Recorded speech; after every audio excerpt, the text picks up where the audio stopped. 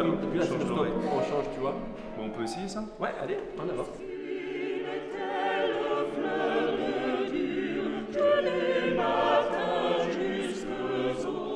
Moi, ce que je veux, ce que je souhaiterais, et dans l'histoire, c'est de l'amener à ce qui raconte, enfin, tu vois, l'histoire. Ouais. C'est ça que je trouve intéressant. Et alors, est-ce que c'est lu, est-ce que c'est chanté, ou comment on peut faire ça ensemble?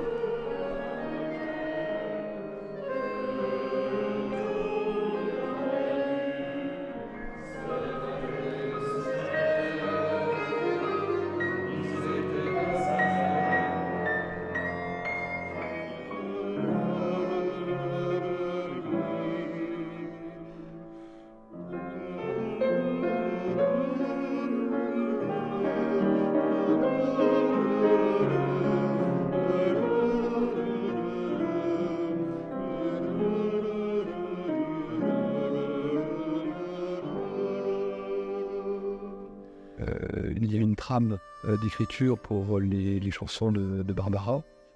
Et que ce soit Sébastien ou Roland, ils ont l'improvisation pour eux.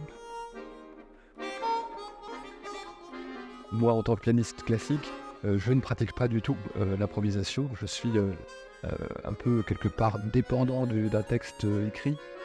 Et il faut néanmoins que j'arrive à m'en affranchir.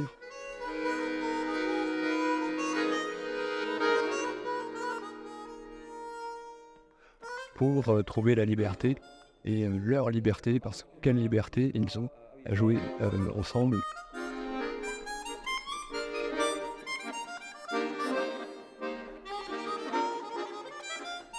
Comment on va pouvoir ensemble œuvrer voilà, autour de l'œuvre de Barbara, l'œuvre de Roland Romanelli, et comment on peut faire aussi des échos à toute cette aventure, à toute cette histoire que nous a léguée Barbara.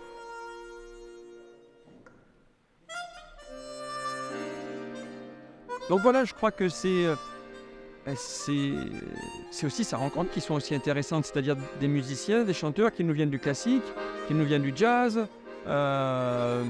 Donc c'est ce métissage aussi qui est intéressant, à travers cette grande dame qui était Barbara, et à travers l'homme qui a partagé sa vie pendant des années et qui l'a accompagné.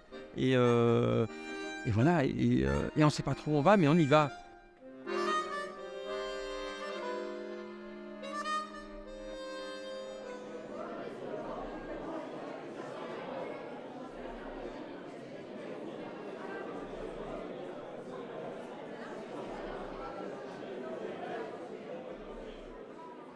Alors nous avons ce soir le grand honneur d'accueillir Roland Romanelli, qui est une véritable légende de la chanson française, qui a collaboré avec Serge Lama, Charles Aznavour, Michel Polnareff, Jean-Jacques Goldman et tant d'autres, et Barbara, exactement. Barbara, dont il a été le musicien attitré, le directeur artistique, avec laquelle il a partagé bien juste la scène, écrivant à 4 mains avec elle, à peine cet enfant-là vienne.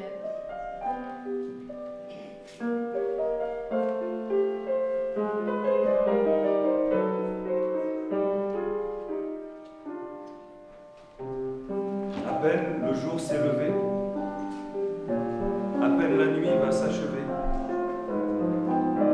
que déjà ta main s'est glissée légère, légère.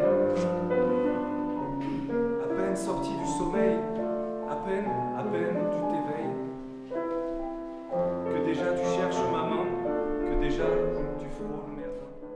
Il y a une sincérité qui est là, donc c'est des paroles qui sont pas anodines, quoi, qui sont structurantes aussi. Comme je dis, c'est la musique qui nous aide à tenir debout. Il faut qu'il y a des mots qui sont mis sur des souffrances ou des bonheurs et qui sont mis de manière entière. Et ça nous ramène un peu à quelque chose de central. À chaque jour, recommencer, à se vouloir, à se garder, à se perdre, à se déchirer. Un grand partage. C'est le partage de la musique comme un repas que l'on partagerait ensemble à la maison, entre amis.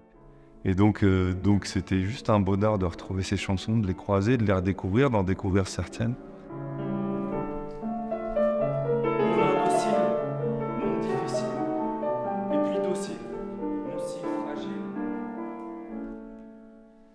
vraiment, j'ignorais ce qui allait se passer.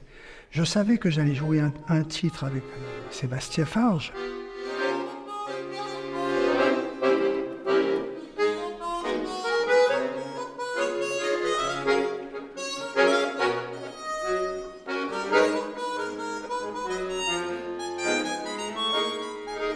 Il m'a dit, mais voilà, la seule chose que je te demanderais peut-être, c'est de jouer un titre avec moi. Ah ben, je lui ai dit, écoute, si tu veux, c'est pour ça que cet après-midi, enfin, en 10 minutes, on a répété un petit morceau. Mais je ne m'attendais pas à cette ambiance, à ce devoir qu'il me mettait devant moi, quoi, en me disant, voilà, ben, de me faire parler, moi qui ne parle jamais.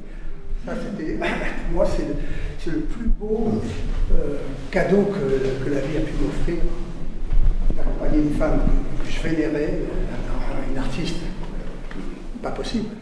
On peut raconter des choses, c'est vrai que j'ai raconté peut-être des choses un peu plus intimes que d'habitude, mais les gens étaient tellement formidables que je me devais de leur dire les choses, telles que je les ai vécues en tout cas. Et donc, ces gens-là qui ont été d'un respect total, d'une écoute extraordinaire, hein, merci pour leur talent de spectateurs d'écoute, en tout cas. Moi, je suis ravi quand il peut y avoir comme ça des rencontres improbables, des croisements, je dirais, d'esthétique autour de la musique qui nous viennent d'horizons divers. Je trouve ça fabuleux. Et puis surtout, dans une petite bourgade comme ça, au milieu de la Corrèze à Buja.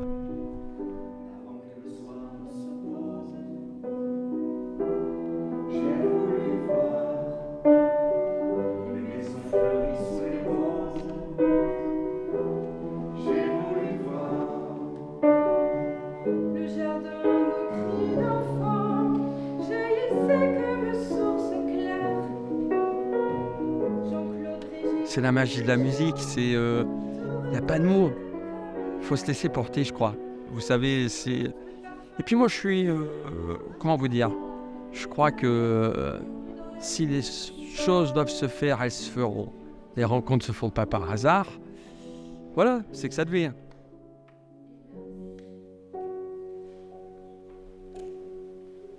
La guerre nous avait jetés là, d'autres furent moins heureux, je crois, autant jolis de leur enfance.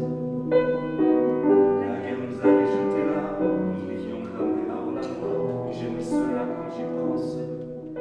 Qu'est-ce qui était la meilleure récompense pour moi, d'avoir cet enthousiasme.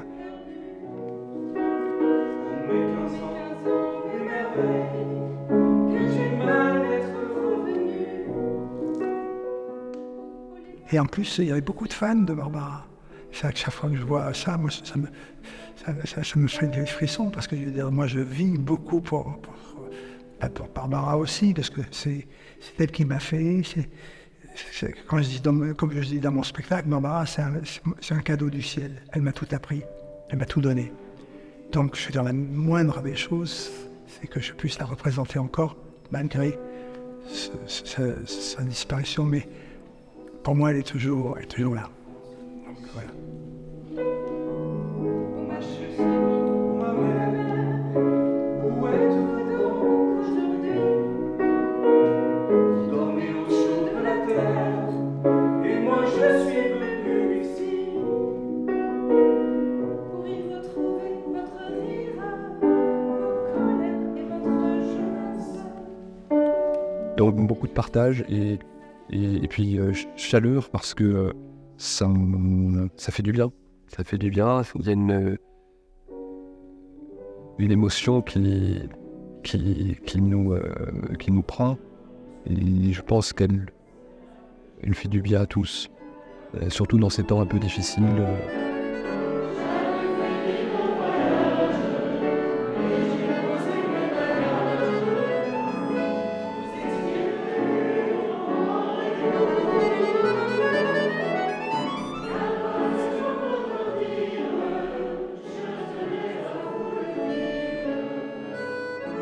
Mais non seulement l'échange a été très fort, mais c'est la première fois que je me retrouvais entouré de plein de gens avec des yeux grands ouverts, ça, avec une envie de savoir, avec une envie de tout connaître.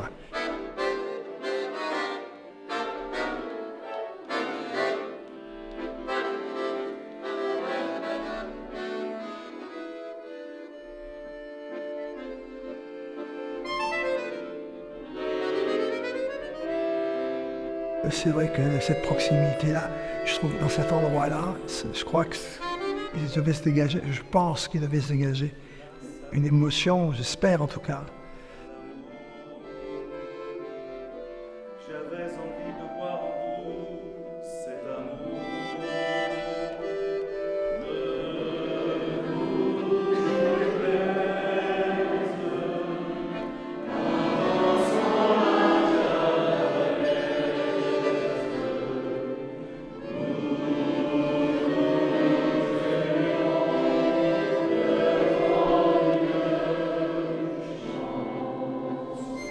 Ah non, c'était prodigieux, c'était miraculeux.